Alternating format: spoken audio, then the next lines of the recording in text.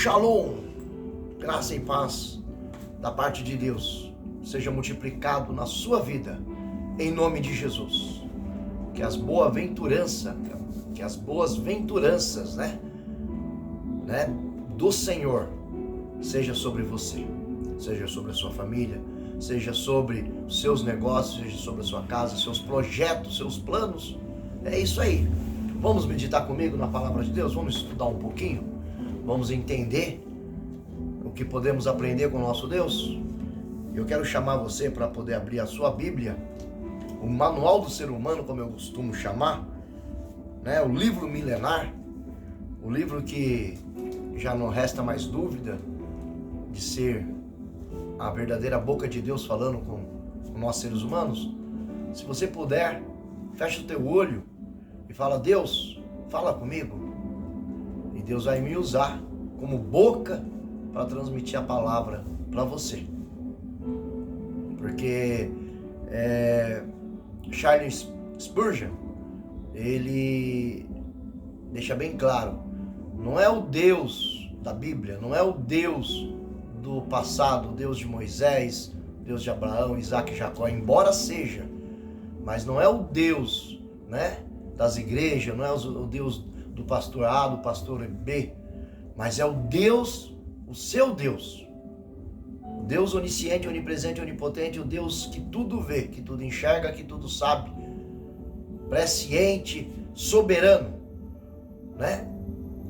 o teu Deus, o Deus que amou você de tal forma, que enviou teu Filho unigênito para morrer em teu lugar, para sofrer em teu lugar, para sentir a dor que você sente.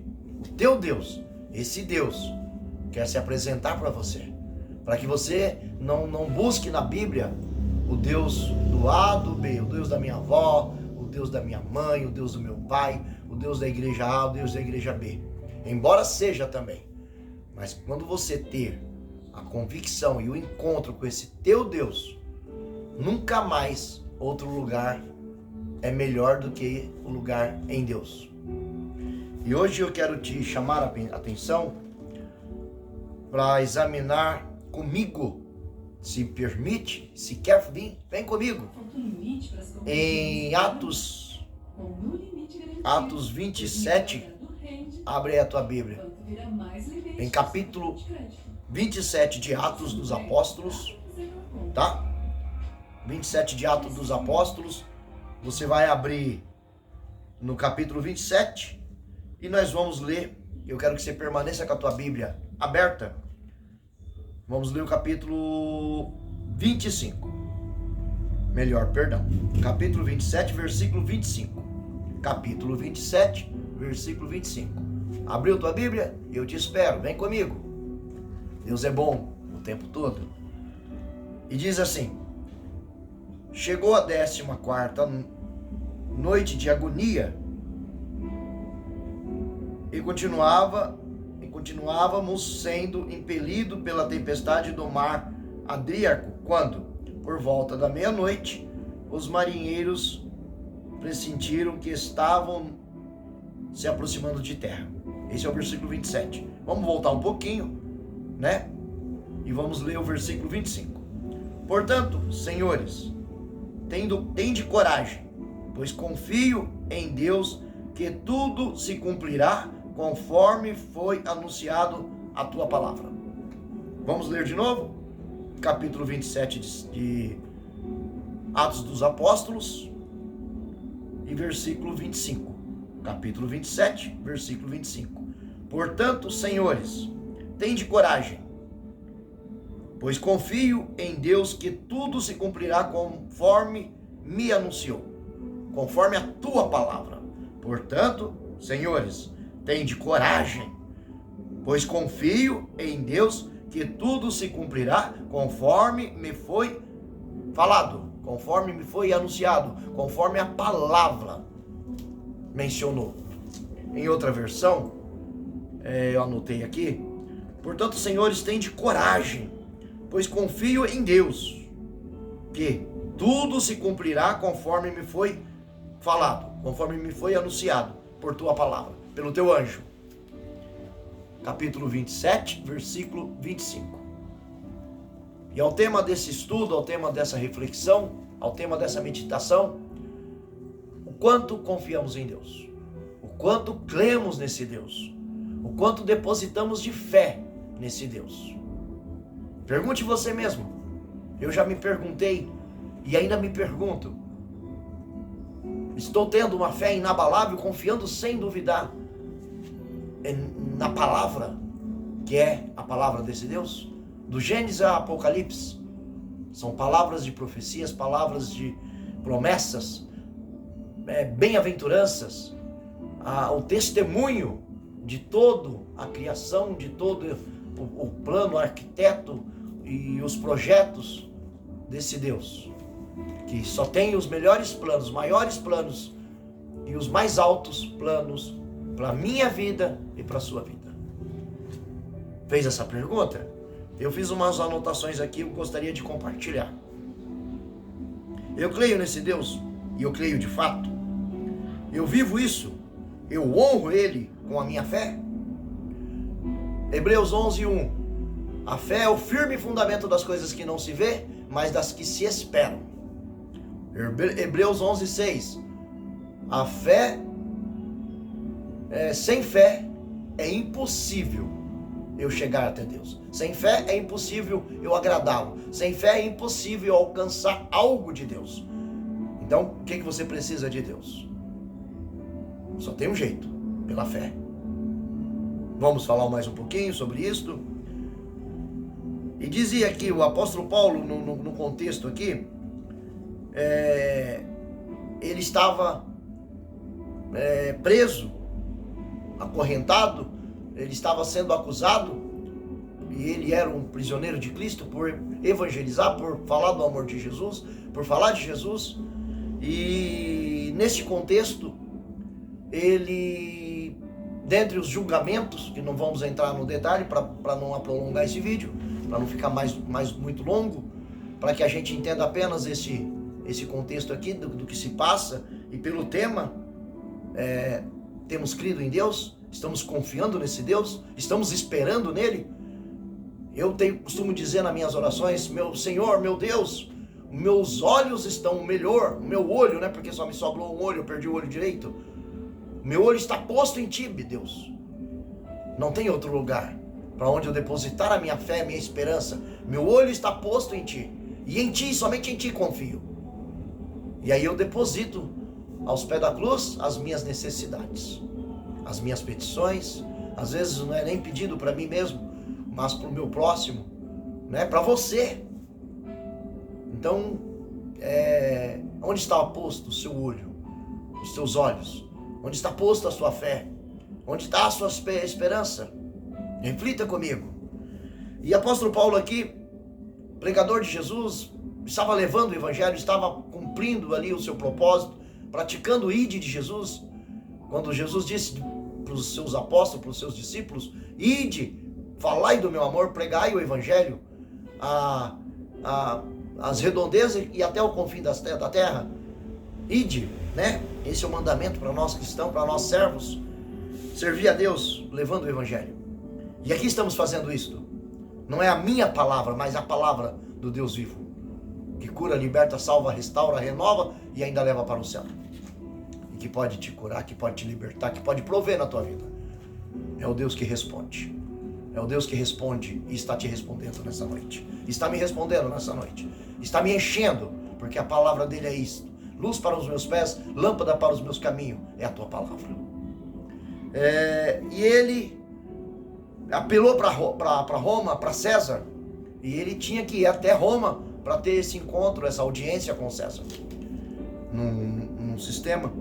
E era o plano de Deus, e Deus falou para que ele fosse, e era necessário que ele se apresentasse a César. Depois, lá na frente, a gente vai descobrir que ele se apresentou a César, e que dentro das prisões ele escreveu cartas, e essas cartas foram lidas por gentis e por gente grande do governo, pessoas de alto escalão, médio, alto e classe média alta, e assim disseminou o evangelho, e assim propagou o evangelho até chegar em nós, anos de 2025. Paulo estava ali no início dessa era cristã, e hoje já estamos 2000 e tantos anos à frente, e ele estava ali nessa embarcação, indo para Roma, ao encontro de César, ao encontro dessa audiência, né, atingindo os propósitos de Deus. E ele tinha avisado, por experiência com Cristo e por sentimentos interior, de testemunho que ele tinha do Espírito Santo, que essa embarcação, eles teriam que esperar, que no tempo não era propício, porém o embarcador, ele não obedeceu a voz de Paulo, a experiência de Paulo com Deus, o aviso do Espírito Santo. Muitas das vezes a gente também não respeita isto, não respeitamos a palavra, não perguntamos para Deus, e muitas das vezes entramos em tempestades, em grandes dificuldades, por conta de não ouvir a voz de Deus, de não questionar: Senhor, eu posso fazer? Senhor, tu está nisto, tu está nesse negócio? E a palavra nos ensina que quando há paz, há concordância, e aí a gente vai, o Senhor está com a gente, e ainda que tenha tempestade, o Senhor está no barco e ele acalma a tempestade. Mas é que ele ouviu o dono do barco, ouviu o capitão e seguiu a viagem. Mas apóstolo Paulo, no versículo 25, disse: Senhores, tende coragem, pois confio no Deus que cumprirá como falou. E como ele falou? Eis que um anjo me apareceu. Vamos ler agora do 22. Entretanto, agora exorto-vos que tenhais bom ânimo, porque não se perderá vida alguma entre nós, mas somente o navio será destruído. Pois ontem, olha o apóstolo Paulo dizendo, durante a noite, apareceu-me um anjo do Deus vivo, a quem pertenço e a quem sirvo, e comunicou-me, ou falou: Paulo, não temas, eis que é imperativo, ou seja, eis que é necessário, e você vai comparecer diante de César. E César estava em Roma. E ele estava a caminho de Roma, desculpa. Por isso, Deus, por sua graça, te concedeu a vida de todos que estão navegando contigo. Então a gente lemos agora do 22 ao 24. Então o apóstolo Paulo recebeu a visita do anjo de Deus, que disse que é necessário que você chegue até Roma. Portanto, não vai naufragar. Portanto, não vai morrer. E eu, por conta da tua vida, darei todas as vidas de todos os embarcadores. E aqui nos versículos anteriores, a gente vai ver que era 200 e lá vai fumaça de pessoas que estavam. E como de fato o anjo falou, de fato aconteceu. Eu fiz anotações, eu quero anotar as anotações aqui para a gente seguir. Uma noite num navio agitado no Mediterrâneo, o apóstolo Paulo estava indo em direção a Roma. Ele havia sido perseguido e encarcerado, e iria comparecer perante César para o julgamento. No caminho, uma tempestade horrenda apareceu. Era tão ruim que os marinheiros do navio pensaram que iam morrer. Eles não viram o sol ou as estrelas por dias. Eles não sabiam onde estavam, ou seja, as estrelas, o sol era como um guia. Naquela época não tinha o meio de navegação que tem hoje, né? A facilidade, os aparelhos, né? As embarcações mais modernas. Estamos falando de 2000 e tantos anos atrás. E eles se guiavam pela luz natural, né? Das estrelas, da lua, da luz do dia. E o tempo estava fechado, tempestade, tufão. E então eles estavam à deriva, sem saber para onde estavam indo. E era apavorante, eles estavam apavorados. Mas agora, recomendo-lhe. Aí, vamos lá aqui. Era necessário que se apresentasse a César para o julgamento. No caminho uma tempestade, já lemos. Eles não viram o sol nem as estrelas, mas Paulo conseguiu se levantar no convés, olha aí o homem de Deus com autoridade, daquele navio agitado pela tempestade, e dizer aquela tripulação, aquele povo que estavam naquela embarcação e que estavam com muito medo: mas agora recomendo-lhes que tenham coragem, pois nenhum de vocês morrerá, apenas o navio será destruído. Olha a previsão. Eu acho lindo a palavra de Deus, eu vibro com tudo isso. Primeiro Deus promete, primeiro Deus diz, vai acontecer lá na frente. Para quando acontecer, saber que Ele é um Deus, o Deus profeta, o Deus verdadeiro, onisciente e onipresente, ou seja, sabe o que vai acontecer há quantos milhões de anos à frente. Esse é o Deus que servimos. E é por isso que a palavra é fiel e verdadeira, e a palavra não se contesta mais. É a boca de Deus. E ela pode prever o seu futuro. O amanhã a Deus pertence, porque Ele sabe do teu futuro. Ele sabe como você vai terminar. Ele sabe como eu vou terminar. Ele já preveu, Ele já projetou. Ele é o maior projetista, o maior arquiteto. Confie nele. Por isso hoje estamos falando aqui de fé. Onde está colocado os teus olhos? Onde está a tua fé? É preciso que compareça a César.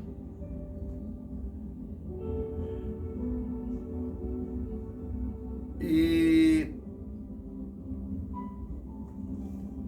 vamos aqui, aonde é que estávamos? Parará.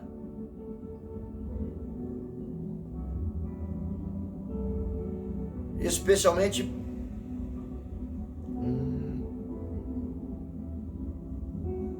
é preciso que você compareça a César. Deus, por sua graça, deu-lhe a vida de todos os que estão navegando com você. Assim, tenham ânimo, senhores. Creio em Deus que não acontecerá nada, de modo que não seja o que Deus preveu. É uma coisa maravilhosa quando nós, como cristãos, podemos dizer essas palavras: eu acredito em Deus. É especialmente bom poder dizer isso nesse mundo louco que parece ficar cada dia mais sombrio, tempestuoso e ainda mais perverso. De fato, estamos vivendo um tempo em que o errado parece estar certo e o certo parece estar errado. Tudo mudou. Mas Deus é eterno. Ele é imutável, Ele não muda. Ele disse ao profeta Malaquias: de fato, eu, o Senhor, não mudo, sou imutável. Então podemos confiar nele. Isso está registrado em Malaquias 3:6. Se quiser conferir, é bom conferir. Podemos confiar nele. Como o apóstolo Paulo, podemos dizer: eu creio em Deus. Eu creio na palavra de Deus. Eu creio nas promessas. Deus te fez promessas. Deus te trouxe até aqui. Continue crendo. Continue acreditando. Ele é Deus, Ele é fiel, Ele vai cumprir. Peça a Ele paciência. Peça a Ele sabedoria. Tá? Vamos continuar na leitura. Peça discernimento. O discernimento vem do Senhor. Aqui eu registrei aqui para que você examine Tiago 1:5. E diz em Tiago 1:5: mas se alguém tem falta de sabedoria, peça a Deus, e Ele a dará sempre de forma generosa, porque Ele é bondoso para com todos. Você precisa de sabedoria para interpretar a palavra, para interpretar os planos e os projetos de Deus, para chegar até Deus? Então chegue até Ele. Deus, Senhor, Espírito Santo, dai-me sabedoria. Em Tiago 1:5 diz: você tem falta de sabedoria? Peça a Deus, e Ele vai te fazer sábio. E aí eu fiz essa oração de manhã, eu quero repetir ela para você, e quero que você faça comigo, tudo bem? Vamos fazer? Vamos lá.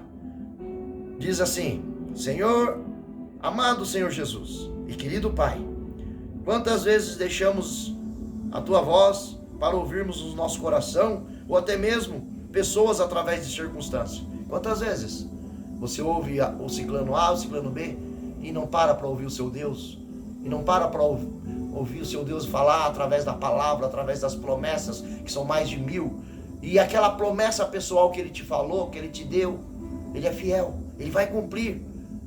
Só não larga dos caminhos do Senhor, só não quebre princípio nem mandamento. Continue firme, continue nessa força, que o Senhor vai estar contigo. E aí eu digo mais um pouquinho aqui: dai-nos a capacidade de entregar nossas vidas em completa dependência a Ti, Deus. Nos perdoa, pois muitas vezes queremos fazer nossa própria vontade e satisfazer o nosso ego. Continua a cuidar e ministrar em nós, pois crer é fé inabalável, acreditando sem duvidar. Não há promessas, mas o Deus que fez a promessa. Não é a promessa maior, mas o Deus que é maior do que fez a promessa. Esse Deus, dá fé, dá crédito a Ele, pois merece. Não há milagre, mas o Deus poderoso em fazer milagre. Continue, porque Ele vai fazer o milagre. Não há grandeza nos sinais, prodígios e maravilhas. Isso não é importante. O Deus que faz os sinais, prodígios e maravilhas, esse sim é grande, esse é importante. Mas Ele é imutável, Ele é eterno, Ele é poderoso, poderosíssimo, suficientemente mais para fazer tudo aquilo que você pede, sonha, deseja, pelo poder que já habita em você, que é o teu Santo Espírito. Isso está registrado em Efésios 3:20. O poder do Deus habitando em você é o que frutifica, é o que capacita, é o que te direciona e é o que te leva em confronto com o céu. E é o que coloca você em comunhão com Deus Pai, com Deus Filho, com Deus Espírito Santo e que faz acontecer. Pelo poder da palavra, pelo poder da tua fé, pelo poder do jejum, da oração, da intercessão, pelo poder de cumprir princípios, leis e mandamentos em obediência a esse Deus. É assim que oramos em nome de Jesus, teu Filho amado, dando honra e graça, pois que nos assiste em nossas fraquezas e nos abençoando com a tua presença, que a tua força e a tua graça e o teu poder. Assim eu quero interceder, que tu abras mente do teu coração, abra a tua mente, abra o teu coração, que acende nele, que acenda em você. Esse é o meu pedido hoje, que o Senhor acenda em você a chama do Santo Espírito, que possa te acender, que possa te erguer, que possa te dar fé, que possa te dar força, para que você se achegue a Ele com fé, com esperança e com regozijo, na certeza de que vai receber. E o maior de todas as promessas, aquela que nem olhos viram, nem ouvidos ouviram, nem chegou ao coração, que é morar na eternidade, que é ver a face do Senhor como ela é. E eis que o Senhor está à porta e bate, tá, e a fechadura é por dentro, é você quem abre. E aí você diz: Senhor, faça morada em mim. Senhor Jesus, eu te aceito como filho de Deus, eu te reconheço como filho de Deus, e eu desejo que faça morada em mim. Espírito Santo, amigo divino Espírito Santo, preenche cada espaço em mim, e que não haja espaço, me regozije, me complete, que o teu fruto em mim produza, para que eu ame mais, para que eu perdoe mais, para que eu zele, para que eu cuide, para que eu cumpra princípios, deveres e mandamentos, e assim eu possa provar que eu amo ao Deus Pai, eu amo ao Deus Filho e ao Deus Espírito Santo, pois a palavra de Deus é lâmpada e luz para os teus caminhos. A palavra de Deus é mais viva e eficaz, mais penetrante que uma espada bem afiada de 2 gumes, que é capaz de saber o que você está pensando agora, de discernir as suas intenções e pensamentos. Ela divide juntas e medulas, espírito da alma, separa, né? Ela revela a você quem você é, para Deus o Pai, para Deus o Filho, para o Deus o Espírito Santo. Então não entristeça o Espírito Santo com dúvida, não entristeça o Espírito Santo com incredulidade, não entristeça o Espírito Santo com falta de fé, não entristeça o Espírito Santo com pecados, né? Tá lá os pecados.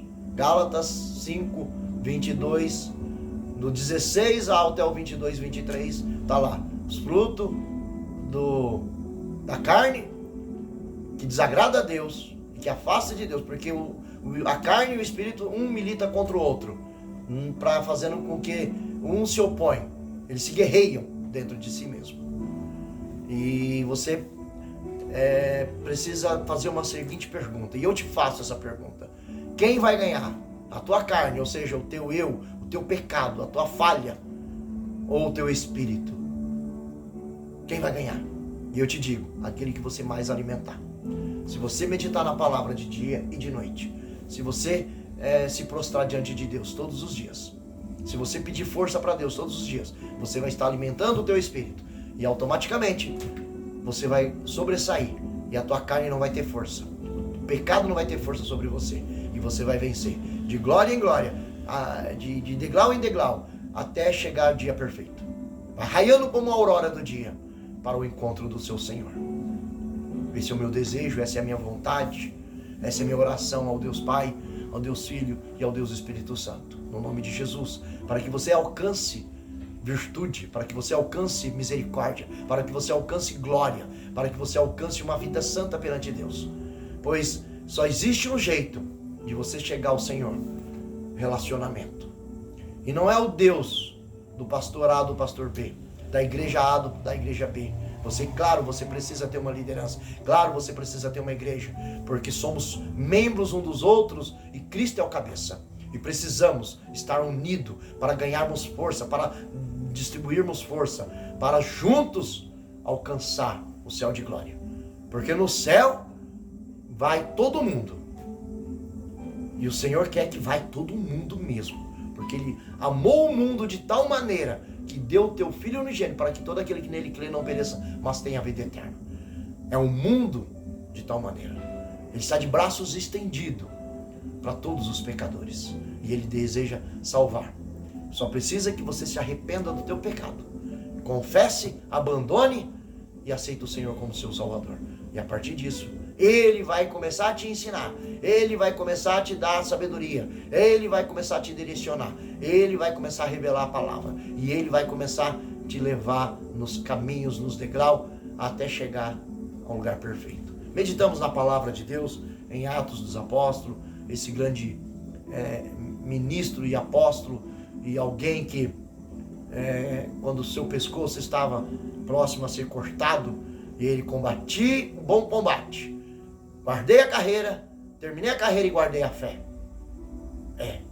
Uma palavra que fala com muito gozo, muitas alegrias no mundo todo. Se fala desse texto, dessa palavra. Mas esse é o grande apóstolo Paulo que estava a ser cortado a sua cabeça com a machadada. E ele foi para a glória. E ele mora para a eternidade na glória. E você precisa ir também. Precisa encontrar comigo lá, porque eu vou para a glória.